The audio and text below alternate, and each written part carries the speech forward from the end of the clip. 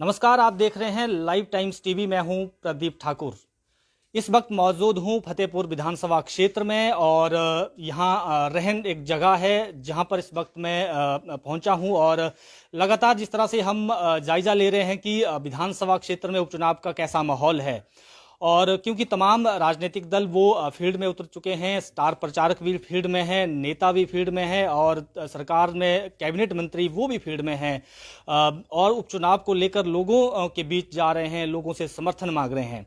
कैसा रिस्पांस मिल रहा है और क्या मुद्दे हैं, सरकार किस मुद्दे पर यहाँ चुनाव लड़ रही है, इसी विषय पर बातचीत करेंगे। हमारे साथ मौजूद हैं कैबिनेट मंत्री राकेश पठानिया, जो फतेहपुर विधानसभा उपचुनाव के सह प्रभारी भी हैं और पहले भी इस विधानसभा क्षेत्र में इनकी कुछ पंचायतें थी और अब हालांकि नूरपुर के विधायक हैं राकेश पठानिया, और इनसे बातचीत भी करेंगे। और बड़ा सवाल ये है कि इस उपचुनाव को भाजपा कैसे जीतेगी, तो तमाम विषय पर बातचीत करेंगे। सर, सबसे पहले तो मेरा सवाल यही है कि चुनाव प्रचार कैसा चला है? देखिए, चुनाव प्रचार रोज का रोज हमारा उठ रहा है और रोज मैं फील कर रहा हूँ कि हमारा चुनाव पहले से बेहतर स्थिति में आ रहा है। और आने वाले दिनों में मुझे लगता है कि हम इस प्रचार को और तेज कर पाएंगे। और कल मुख्यमंत्री जी आ रहे हैं हमारे इस क्षेत्र में, और जैसे मुख्यमंत्री जी का दौरा ख़त्म होगा हम सेकंड फेज़ में अपने आप को प्रवेश कर जाएंगे, जिसको हम अंतिम फेज़ बोलते हैं। और 22 तारीख से लेके लगातार तक 29 तारीख तक हम बहुत एग्रेसिवली और एग्रेशन के साथ जो है मैन टू मैन मार्किंग करने वाले।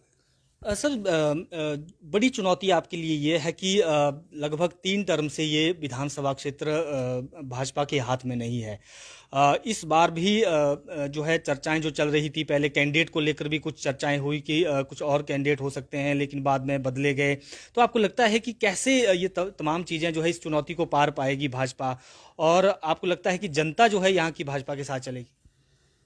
देखिए, ये तो 2 तारीख को लगेगा पता कि जनता किसके साथ चलेगी।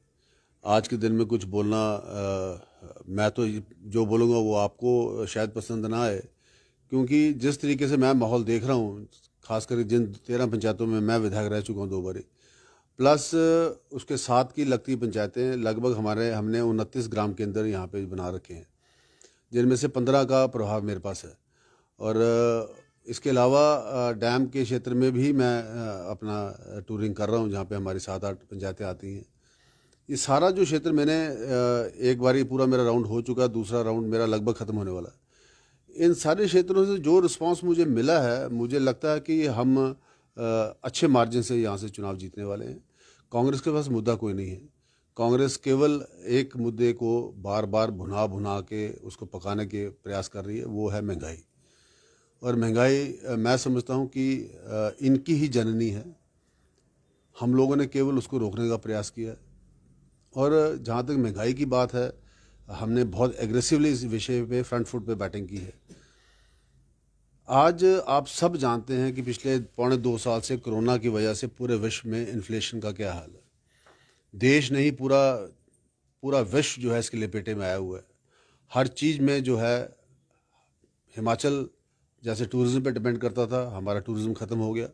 एजुकेशन सेक्टर हमारा ख़त्म हो गया, रिटेल सेक्टर हमारा ख़त्म हो गया।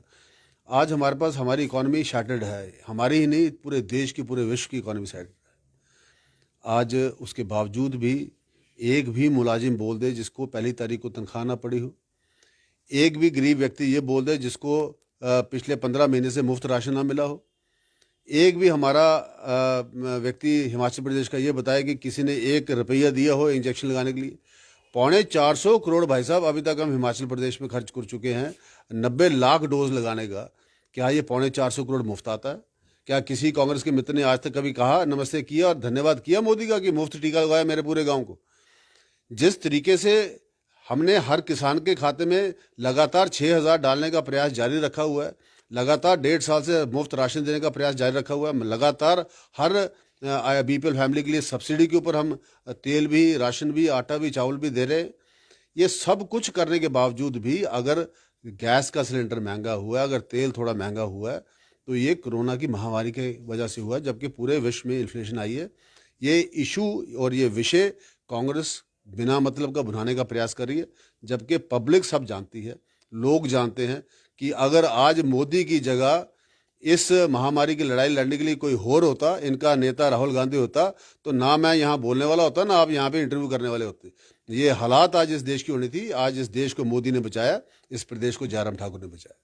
सर यहाँ फतेहपुर की बात करें तो एक जो पौंग डैम है उसके विस्थापित भी लोग यहाँ पर काफ़ी हैं। उनका मुद्दा भी पहले भी चर्चाओं में रहा, इस बार भी उस पर चर्चाएं हो रही हैं। जब सरकारें सत्ता में आती हैं तो या विपक्ष में होती हैं तो उस वक्त चर्चा होती है, लेकिन अंतिम निर्णय कुछ भी नहीं हो पाता है। क्या सुनिश्चित माना जाए कि इस उपचुनाव के बाद उनका कुछ हल होगा? देखिए, हमारी लगातार राजस्थान गवर्नमेंट से बात हो रही है। आपने बड़ा अच्छा प्रश्न पूछ लिया। आजकल हमारे वहाँ पे बहुत से केसेस हुए हैं जो पे यहाँ पे हमारे जो डैम ऑटसी भाई हैं उनके मरब्बे बिक जा रहे हैं, उनकी ज़मीनों के कागज़ में हेराफेरी हो रही है, वो घर में सोए हुए हैं और उनके मरब्बे के पीछे से रजिस्ट्री हो गई है। इतना कुछ यहाँ पे वहाँ पे धांधली हो रही है। राजस्थान में सरकार किसकी है? राजस्थान में कौन सी सरकार है जो वहाँ पे ये सारे बदमाशी और गुंडागर्दी कर रही है? जब से कांग्रेस की सरकार राजस्थान में बनी है, हमारा डैम ऑटसी भाई बहुत दुखी है। जितना अत्याचार हमारे लोगों के साथ वहाँ पे हो रहा है उसका कोई हद नहीं है। अब आपके सामने है, पंजाब के जिम्मेदार पंजाब ने हमारा झोना लेना बंद कर दिया। क्यों बंद किया भाई? हमारा झोना बंद हुआ, हमने तो 10 दिन में मंडियां खोल के झोना खरीद लिया, पर पंजाब में सरकार किसकी थी? कांग्रेस की सरकार है पंजाब में। कांग्रेस की सरकार, आज उसका कांग्रेस का एजेंट यहाँ पे कैंडिडेट यहाँ वोट मांगने आया, जिसकी सरकार ने हमारा झोना लेने से मना कर दिया, और यहाँ पे डबल स्टैंडर्ड के साथ आगे महंगाई का नारा लगाते हैं। हमारे जिम्मेदार का पेट काटते हैं, हमारी मंडी बंद कराते हैं, हमारा झोना पंजाब में बिकवाना बंद करते हैं और कहते हैं महंगाई हमने फैला दी। तो ये डबल स्टैंडर्ड्स नहीं चलने वाले। हम एक एक बात का जवाब पब्लिक में जाके दे रहे हैं और पब्लिक हमारी बात से सहानुभूति रखती है, हमारी बात को समझ रही है, और 2 तारीख को आपको परिणाम मिल जाए। डॉक्टर राजन सुशांत भी फिर से एक बार भाग्य आजमा रहे हैं इसी विधानसभा क्षेत्र से। इस बार बड़ी बात वो कह रहे हैं, ओल्ड पेंशन स्कीम को वापस लाओ। बड़े समय से आंदोलन कर रहे हैं कि मैंने भी पेंशन छोड़ दी है। आपको लगता है कि इसका असर जो है इस क्षेत्र के लोगों पर होगा? मेरे व्हाट्सएप में मैं आपको उनकी पर्ची दिखाता हूँ जो 31 मई तक उन्होंने पेंशन ली है विधानसभा की। पिछले 4 महीने से केवल पेंशन नहीं ली है, क्योंकि उनका लाइफ टाइम का सर्टिफिकेट नहीं लगा, जो मेडिकल सर्टिफिकेट साथ में लगता है।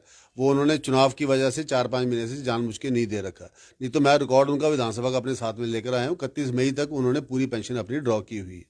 ये मैं राजन सुशांत पे कुछ ज़्यादा बोलना नहीं चाहूँगा, क्योंकि बोलने लायक है नहीं वो। इसके साथ साथ सर ये भी जानना चाहेंगे कि कांग्रेस पार्टी जिस तरह महंगाई को एक बड़ा मुद्दा बना रही है, ना केवल फतेहपुर उपचुनाव की बात है, बाकी जगह भी महंगाई को। मैंने आपको महंगाई के बारे में बड़ा विस्तार से एक्सप्लेन किया है। मेरे ख्याल से आपके प्रश्न का मैं जवाब दे चुका हूँ कि महंगाई के बारे में ये क्या बोल रहे हैं और हमारी क्या सोच है और पब्लिक की क्या सोच है। देखिए भाई साहब, एक बात मैं आपको बड़ा स्पष्ट बोल दूँ, फतेहपुर हो या हिमाचल के बाकी उपचुनाव हो, हमने एक मैसेज बड़ा क्लियर लोगों को दिया है कि ये अक्टूबर 30 को चुनाव होने हैं, 2 नवंबर को रिजल्ट आना है और अगले नवंबर में जनरल इलेक्शन आना है। तो 1 साल के लिए कांग्रेस का कैंडिडेट क्या करेगा? 1 साल के लिए आज़ाद प्रत्याशी क्या करेगा? अगर विकास होगा, अगर 1 साल के अंदर हम 5 साल का आपको काम करके दिखाएंगे तो 12 महीने के बाद वोट मांगने आएंगे, नहीं तो हम आपसे वोट मांगने नहीं आएंगे। इसलिए हम विकास के नाम से वोट मांग रहे हैं कि हम सत्ता में हैं। मैं आप एक कैबिनेट मिनिस्टर सब डिवीजन में बैठा हूं, भारतीय जनता पार्टी से संबंध रखता हूं। मेरे आदरणीय मुख्यमंत्री जी, हमारे मुख्यमंत्री भाजपा से संबंध रखते हैं। अनुराग ठाकुर जी मेरे केंद्रीय मंत्री भाजपा से संबंध रखते हैं। जेपी नड्डा जी मेरे केंद्रीय राष्ट्रीय अध्यक्ष भाजपा के, भाजपा से संबंध रखते हैं। आदरणीय नरेंद्र भाई मोदी हमारे प्रधानमंत्री भाजपा से संबंध रखते हैं। नीचे से लेकर ऊपर सारी भाजपा है, तो कांग्रेस को लाके क्या करेंगे आप? क्या हो जाएगा? किसी गलत को विधायक को लाके 18 से 19 हो जाएंगे तो सरकार बिगड़ेगी नहीं, 45 से 46 हो जाएंगे तो सरकार टूटेगी नहीं। तो लोगों को स्थिरता चाहिए, लोगों को विकास चाहिए, लोगों को अपनी गली का काम चाहिए, लोगों को अपना पानी चाहिए, लोगों को अपनी बिजली का प्रावधान करने की चाहिए। वो केवल सरकार करेगी, भाजपा करेगी। 12 महीने के लिए वोट खराब मत करिएगा, भाजपा का साथ दीजिए। बिल्कुल, ये थे कैबिनेट मंत्री राकेश पठानिया, जो सहप्रभारी भी हैं फतेहपुर उपचुनाव के। इन्होंने कहा कि भाजपा जो है विकास के मुद्दे पर यहाँ पर चुनाव लड़ रही है और 1 साल का जो समय बचता है उसमें भी विकास के काम होंगे। ऐसे में जनता से अपील कर रहे हैं कि जनता जो है वो इस 12 महीने के लिए जो है अपने वोट को खराब ना करें और जनता जो है वो भाजपा प्रत्याशी का यहाँ पर समर्थन करे। जहाँ तक महंगाई की बात है तो ये जो है जो तमाम चीज़ें हुई हैं पूरे देश में, दुनिया में कोरोना की स्थिति भी पैदा हुई है, बाकी भी चीज़ें हुई हैं, ये तमाम चीज़ें रही हैं इस महंगाई के पीछे की प्रमुख वजह। तो बहरहाल अब देखना ये है कि जनता जो है वो 2 तारीख को क्या निर्णय देती है, उसके बाद ही सारी चीज़ें जो हैं वो स्पष्ट होंगी। फिलहाल लाइव टाइम्स टीवी में अभी के लिए इतना ही और लगातार हम फतेहपुर विधानसभा की कवरेज कर रहे हैं और तमाम जानकारी आपके साथ साझा करेंगे। आप लाइव टाइम्स टीवी पर बने रहें। धन्यवाद।